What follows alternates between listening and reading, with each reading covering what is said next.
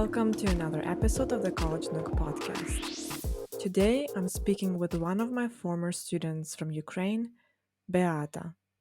We talk about Beata's educational journey in Poland and Germany, and how a student club she started in college led her into her first job and really set the trajectory for her career.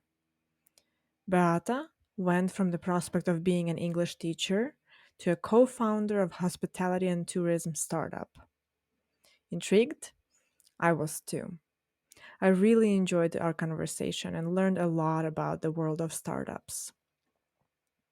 If you enjoy these conversations too, please subscribe to College Nook Podcast on Apple Podcasts, Spotify, YouTube, and follow us on social media at college.nook so you don't miss any upcoming conversations. And now I'm bringing you Beata. It's it's 8 p.m. evening time where you are at, and it's really good to see you again. I feel like I was actually trying to remember. I think it's been 8 years since I we know. saw each other live. And Yeah, I so, thought of the same today. Yeah. yeah, I can't even believe it that 8 years passed so quickly and so many things happened during this time. And we kind of went different paths in terms of education, careers, both you and me. We start as something that we think we want to do for the rest of our lives, and then it changes. And so it's going to be great to catch up with you. But before we go any further, I think it's important to provide context to the listeners and just mention that when I lived back in Ukraine, I used to teach English as a foreign language. And you were one of my students at a language school. So hopefully I did a good job as a teacher at that time and helped you build good foundation for your language skills. And I know you were a very proactive student. You were studying English, German, Hungarian, um, and many Perfect. other things. Yes, I Those remember that. old times. Yeah. Yeah. So, Beata, if you could tell me, like in terms of your summary of these 8 years, what has happened? And then we will talk about maybe some specific interesting parts of your journey through college and career thus far. So after I Sure. moved, you started your educational journey in higher education. So where did it take you? Exactly. Yeah. Back then, that was a very crucial part of, let's say, my teenage years, just to decide where I want to go for studying. And one thing was clear: I wanted to go abroad. I was applying for a Hungarian National University. Mm, three locations actually in that. I went through the whole process, translations and like online applications and stuff. And I had a plan B. Plan B was a Polish university where my friend was studying back then on the first year. Um, and I was really taking it so like, cool. Like just, yeah, it's a plan B. I just going that in case something happens. And yeah, plan B was the was a very good Plan decision. B worked. Yeah.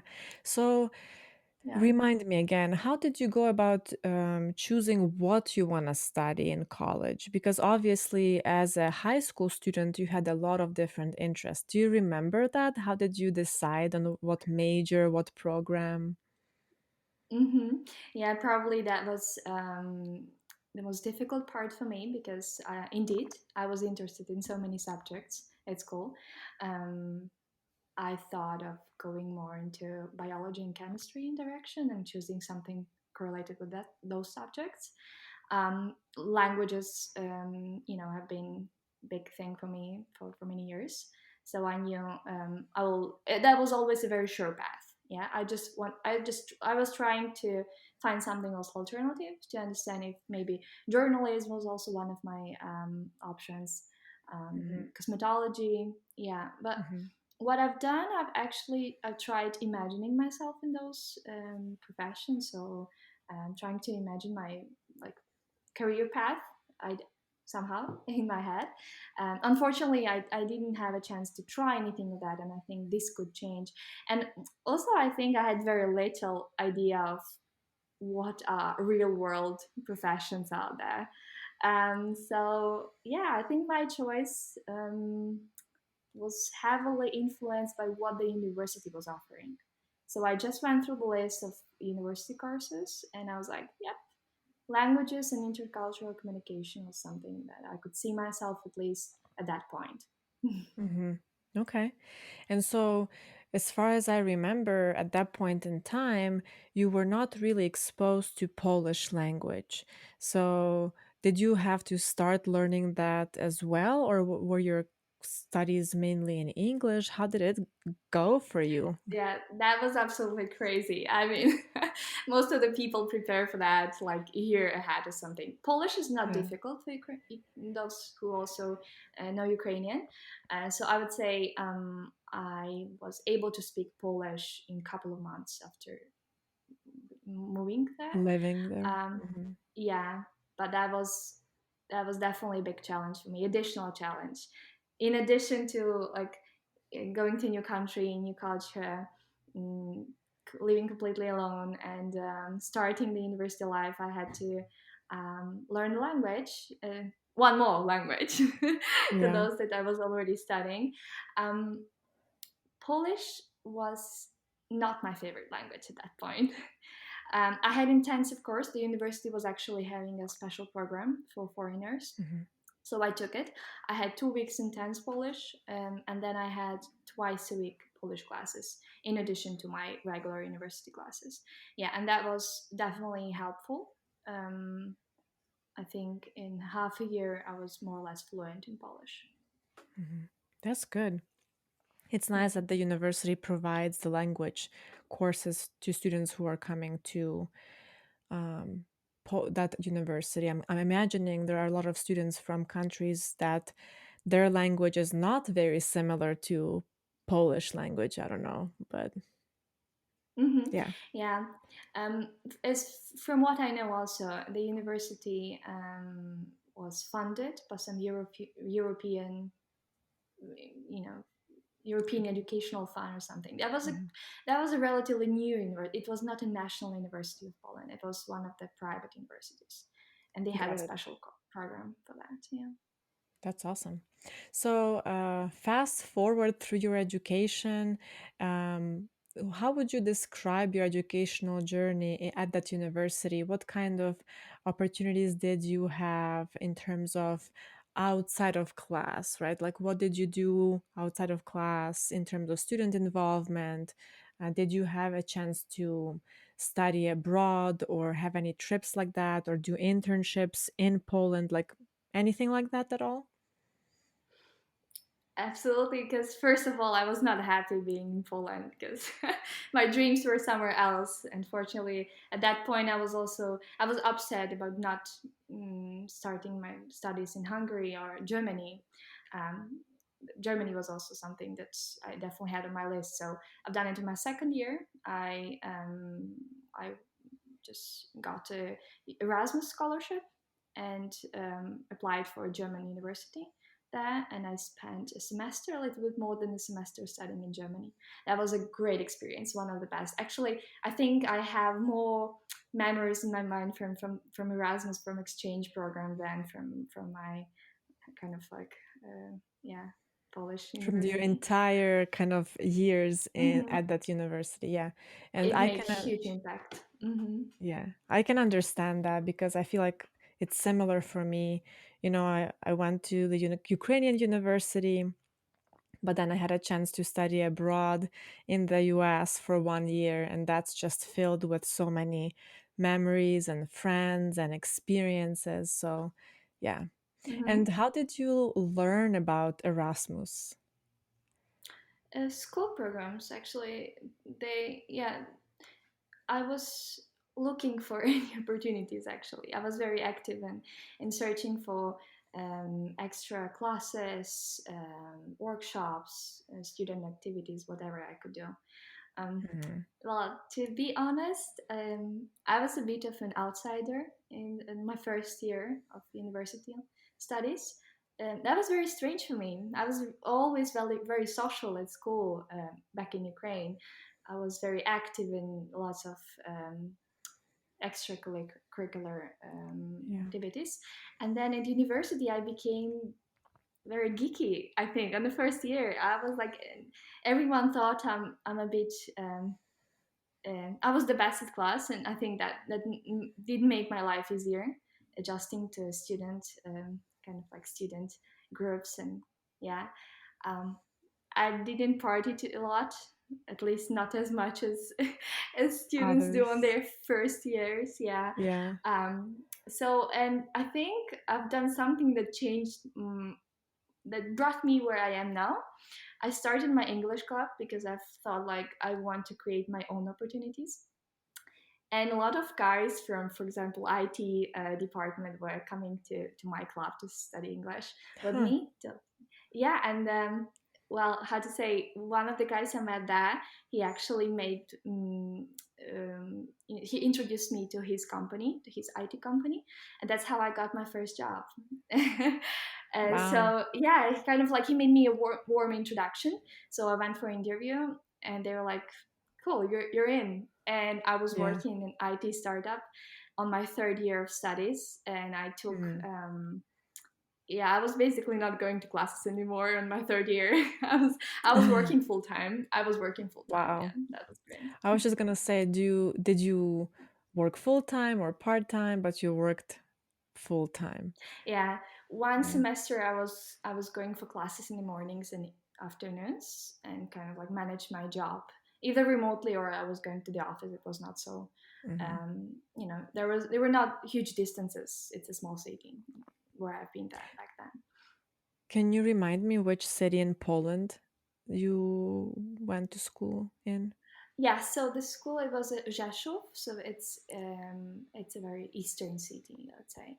And Okay. then yeah, I've been there 3 years. Well, in total on my studies, but then I moved to Krakow, and I'm currently also in Krakow, which is a Got it.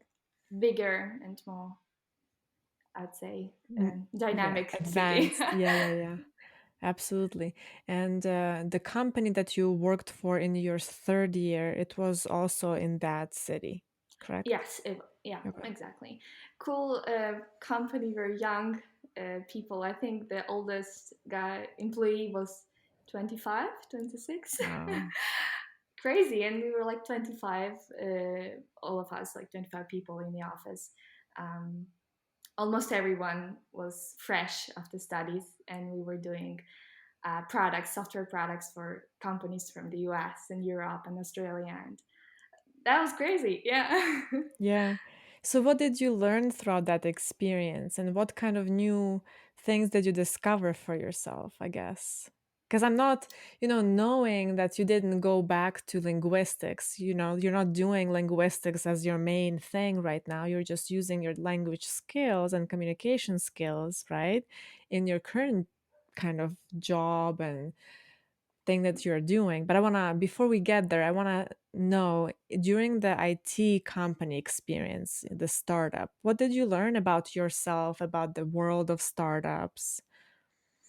So that was my first job, and I was definitely putting 200% of myself into this job. I've learned, I think, the very basics of sales process and how the company works.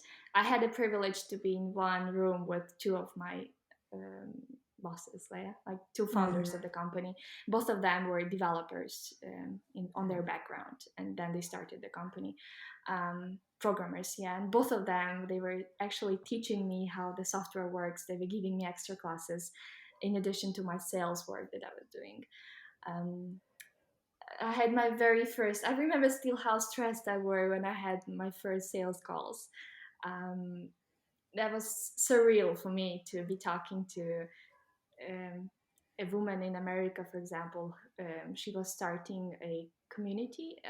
It was actually my first project I've sold for that company, 7 Inches, and she was doing a project, the founders of Color, and I was helping her shape the scope of the platform, how that will look, design, and then later on we've done development for that. And I'm so grateful to still be in touch with her, because back then she probably became not only the first client, the first my first achievement in terms of sales work, but also as a person, she was very motivating for me, because she Hmm. was a businesswoman creating her community of people and helping other entrepreneurs um, chase their dreams, develop their businesses. Hmm. That's cool. Very, very motivating. Yeah, and then definitely after that, I had a couple more achievements, and then kind of like I grew out of that and moved forward. And then when the story actually, the most active part started, because I moved to Krakow. I started another job here, also in IT company, but I also started my startup. So Yeah. that was probably the most intense part. But maybe let's finish the university part and let's go back to Yeah. that. I think um, also my experience in Germany during the exchange semester helped me also a lot in some sales or maybe client cases in terms of understanding intercultural communication, understanding this aspect of um, remote connection, yeah, kind of like sparking a conversation, having this connection to the people, building relationship, um, being sincere, being open. Um, I think Yeah. these were the great things that I've learned there. And another thing I think also that worth mentioning is that in Germany, I was doing typical restaurant work. So Mm. I wasn't even a waitress. I was just cleaning up the tables, and I hated that job absolutely. I was like, I had Yeah. to go back to my to Poland. I have to start a real job, and that happened. Yeah, and then do selling my first projects, to the clients abroad. I was thinking, cool. I have this full time job, but I want to have my business now. Yeah, and then that happened. So um, kind of like, even for me now, it's interesting to reflect on that, to realize Hmm. that um, I needed some time, but if if I had something in mind, I was being able to attract that and do that. Yeah. I mean, for me, it's your story is really kind of wild and crazy and unique because oftentimes I'm used to people going to college, getting their, linguistics or communications degree, and then going to teach the language or become an interpreter or something in that regard. And you got kind of thrown into this world of business and IT and look how that changed the course of your life, you know what I mean? Absolutely, but I have to tell you, I sometimes, I think a year ago, I started giving classes. Just there was one girl, like a daughter of my friend, and she was like, "Can you give her English classes?" And I should tell you, it gave me such a pleasure to Mm. have this once, twice a week classes. Like, it was simple communicative English. I was not going into Yeah. actual teaching, but that was going back to something so different, and that felt amazing. That gave me this de-stress activity, I would say. I would Yeah. have my remote job, like working, having meetings and tasks and yeah, all the usual routine, and then the girl comes and we just have an hour of English class, and I Hmm. felt like I could be doing it for the whole day. Yeah. I wouldn't have It's funny changed that that. No, no, no, no, I wouldn't.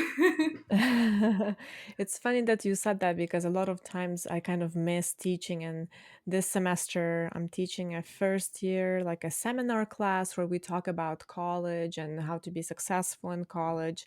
So it's a lot of discussion with students. But then also this semester, I started teaching English for my niece in Ukraine, and she's 10 years old.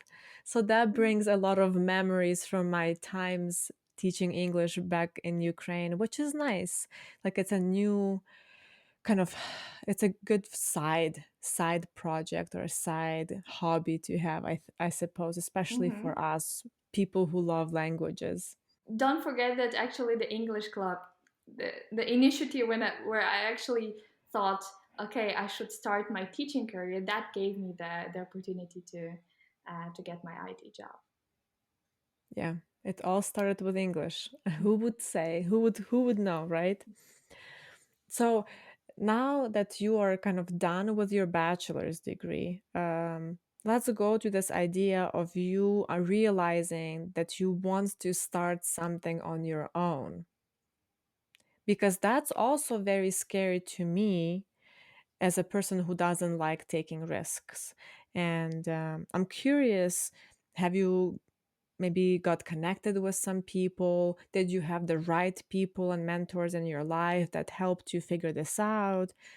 Yeah. Hmm.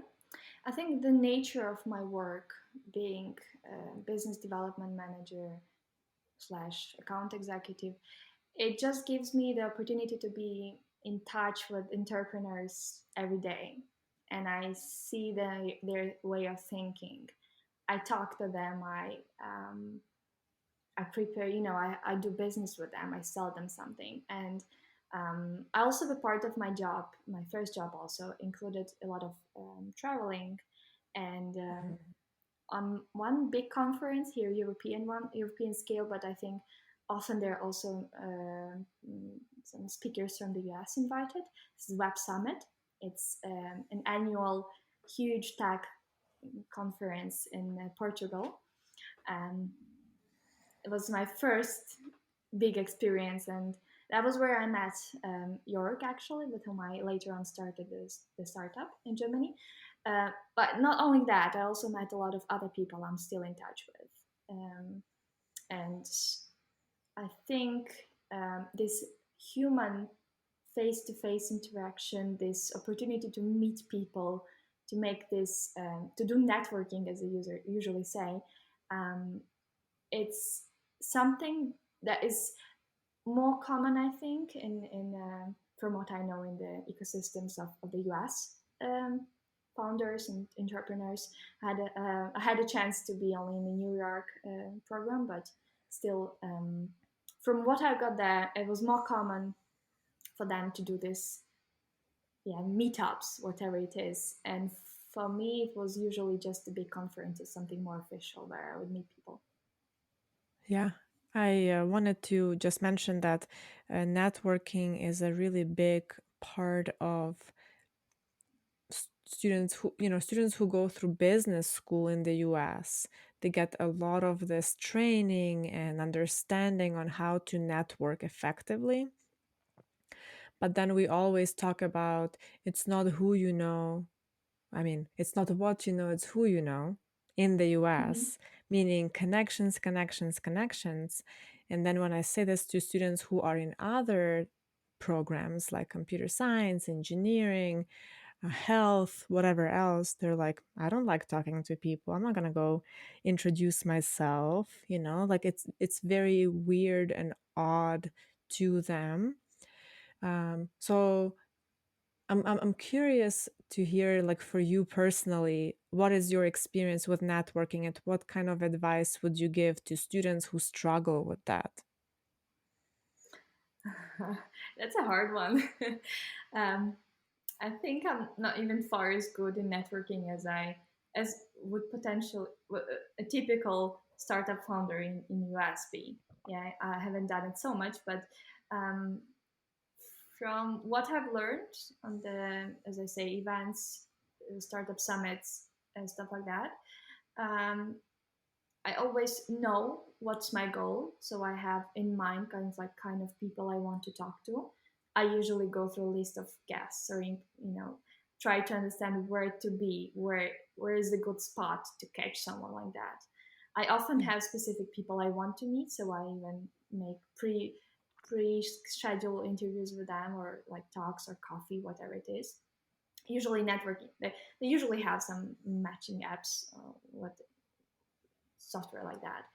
um, but in terms of soft skills, like how I do it, it's being yourself. I mean, of course, I'm not the best one to give advice to people who are naturally a bit shy to strike a conversation and to move it forward. But I would say I've met a lot of founders of, who were not those extroverts with, you know, too talkative. They are very, um, I would say, Kind of like somehow, reserved, right? Yeah. yeah, exactly, yeah. Um, and they were still great because listening was more important. So they could Mm, see, I could see how they evaluate me from the first sight. I mean, like they could create this being, they were just listening to me and they could already like understand what I want, what I've done. And then the conversation was always very constructive. Yeah, they would say, okay, mhm. so this is what I can offer you, or these are the people I can make an intro for you if you need. So, but I would say having in mind specific goal of this networking um, is crucial. I remember my first conferences. I was probably uh, my goal was to meet people, and that's not the right goal. It's not kind of like hope that I will suddenly meet an investor who will be just the right fit for me. Yeah, it's more about knowing what you want to achieve with this connection. Yeah? Mhm. So if I know I need someone from this type of incubators of or this type of VCs, I would definitely be more conscious of what I'm doing and what I'm talking about. And well, Mm. yeah, and practicing your elevator pitch, practicing, your short introduction, being being specific about what you talk about. Yeah. Yeah.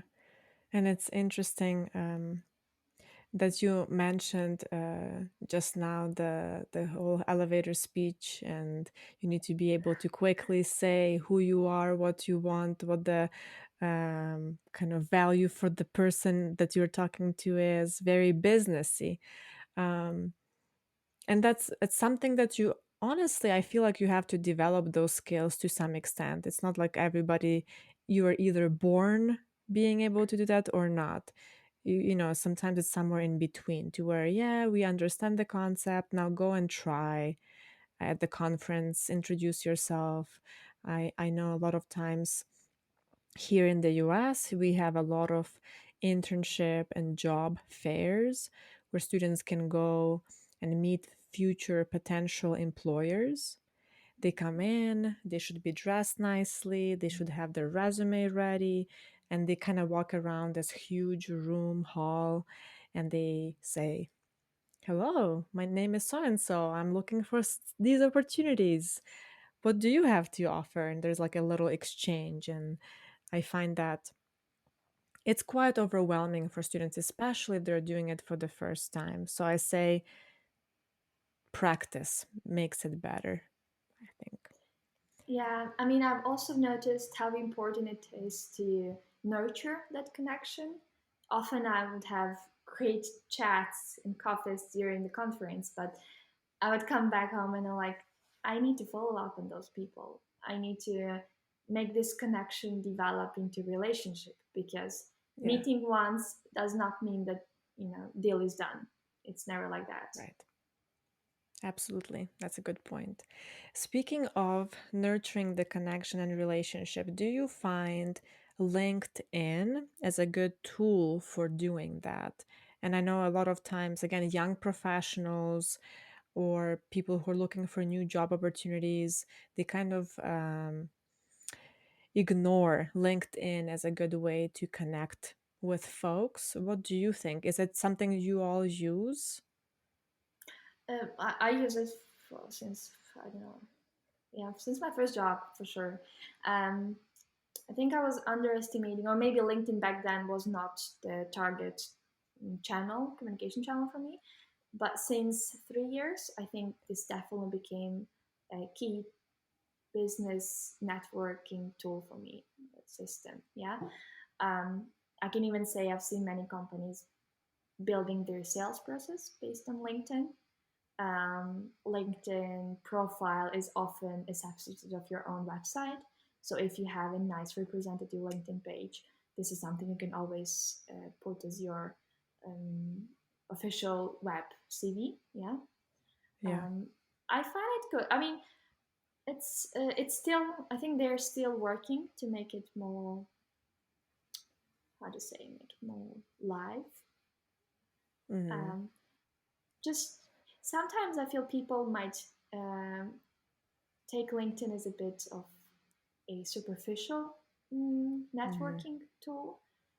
Yeah, so you have to really like often add someone as a connection and called, and then try to open up an opportunity. And I'd say this Yeah. can be challenging a lot. But maybe I'm Mm-hmm. thinking more in sales process in terms of Mm-hmm. having your profile and just nurturing the network, as we mentioned before. This is, in my opinion, now number one tool. Mm-hmm. I see. So, how long have you been working on your startup company? And, like, what did you learn throughout this process? Has it been like maybe 3 years, 2 years? How many 2 years? years exactly. The Yeah. first one, yeah, the travel and hospitality company. It's been 2 years. I mean, it's still alive. I've put it Yeah. on hold. I'm not being an active co-founder. Um, so great experience. Definitely something that I would advise everyone, if there is a chance somehow to be a part, even passive. Because remember, I was still having my job. I had to pay my bills and have something to live for. So it was not like I had a super funded startup. We actually, Yeah. my goal was to make MVP out of the private money I've had with Mm-hmm. my co-founder, actually the key founder. I joined him in his company, and we were trying to go through the whole process of getting the angel investment and building building the first base of clients and developing an MVP into a product the next stage. Mm-hmm. Wow, it's interesting. So, is there, do you feel like business degrees or MBAs or something like that would be a good way for people to learn about the process? Like, to me, like, this is so new, right? Like, how do you learn about the process of first you have to do this? You have a product first, then you have your client base, all of these different stages. What do you call this? Foundations of starting your own business? Yeah, I mean, building a company means being making every role. Yeah, so I was a recruiter and a Yeah. designer and a product manager and a salesperson, and An accountant sometimes and I had hiring to. and firing. Exactly. Yeah. Exactly. So, well, again, in my case, it was some knowledge I've got in the first job was super helpful, because that's actually something that was so necessary for my co-founder.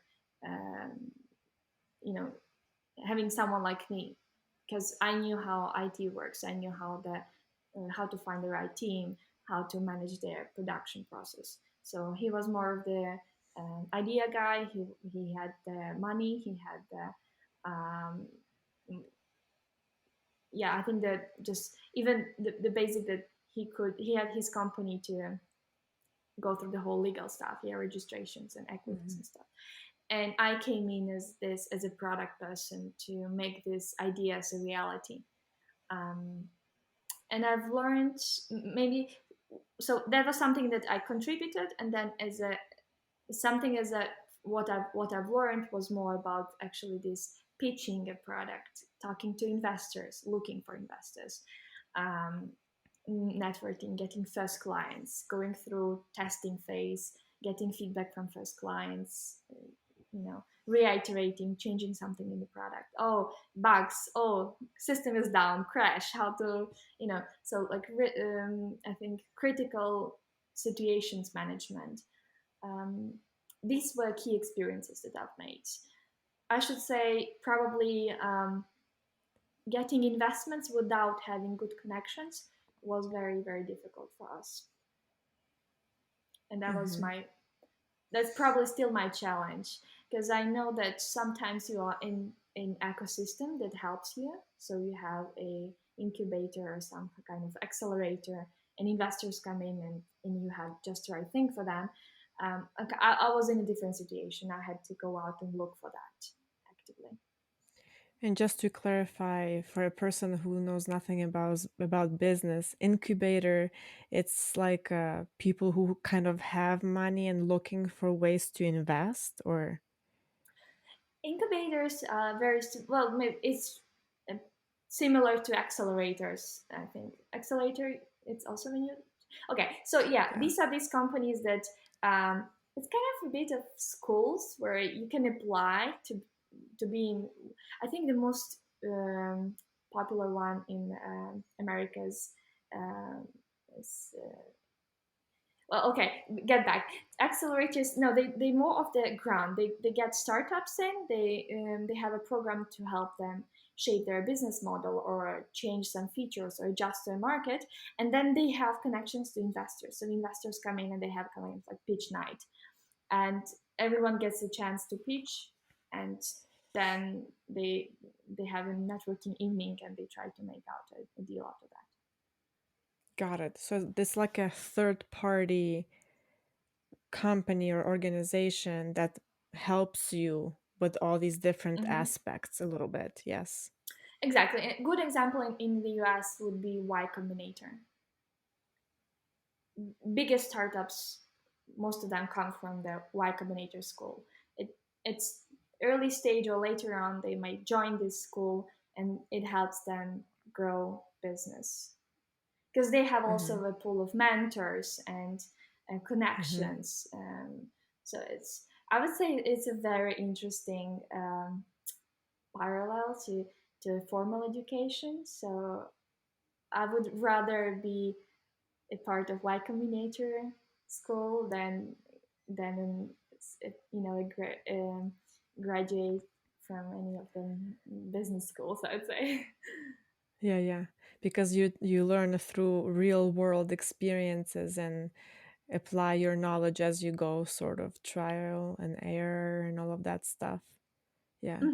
I mean, And I've done a free course. Y Combinator, they have their free course, and I encourage everyone to do that. Um, but it's a very simple version of the real Y Combinator school. mhm, interesting. And so what would you say to people who are considering joining startups, whether, they see job openings for a startup company or maybe there's some other opportunities?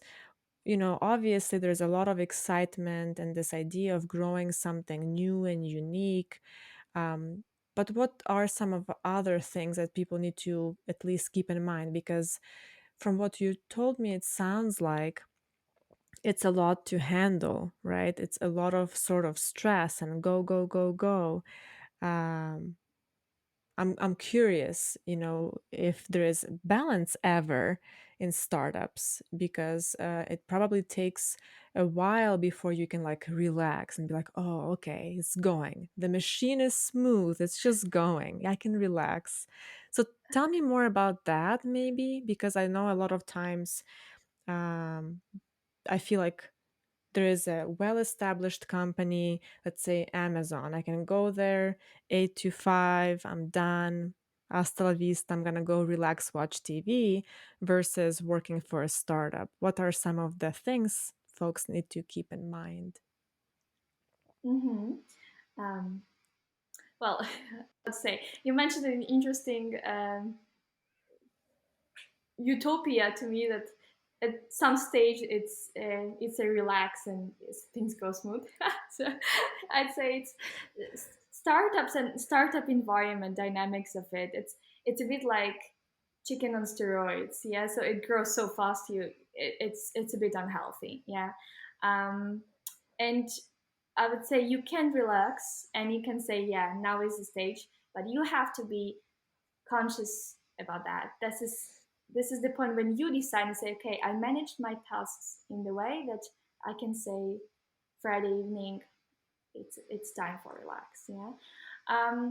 But back to planning and choosing between the Mhm. enterprise work and startups. having a good position in some of the established companies can be a great CV point to join a very funded and dynamic startup later on. Or Uh-huh. otherwise, you can start with startups and then decide to go for a bigger company. Um, I would definitely advise startups because maybe that's something I went through, and I think this made me actually, this dynamic and this overwhelming environment made me conscious about planning my time, having my private time, having time to relax. Just because everyone can have a very high speed life for some time, but we get exhausted, and this is a very important skill to learn, not to Yeah. get yourself so exhausted that you stress. It's about proper management, and even in startup, however dynamic it can be. I mean, I haven't been in those uh, top ones. I wish I might be one day, but I think in any case, it's still you. So it's a power of knowing Yeah. yourself, your efforts, your Yeah. next step, I would say, and always have a plan B. Absolutely. And I think you just made a very good point, knowing yourself, right? And what you can and can't handle, and being able to say no or understand that you are in the point that maybe you do need to take a break or change things up. So it's always important to take all these aspects into account. And the reason why I ask this is because in the US, I feel like people pride themselves in working a lot of hours, and they'll say, "Oh, I worked 60 hours today, like 60 hours this week, like it's a good thing." And then it creates this culture of, if I work 40 hours, that's not good enough. I'm lazy and I don't Crazy. do enough and I'm not worth anything. But then the person who's like, "Oh, I worked 60 hours this week," is just like, "Good job." And I think in tech, it could be a bigger issue than what I'm experiencing in higher education, because there are deadlines and product needs to be done and you stay late at work. I don't know.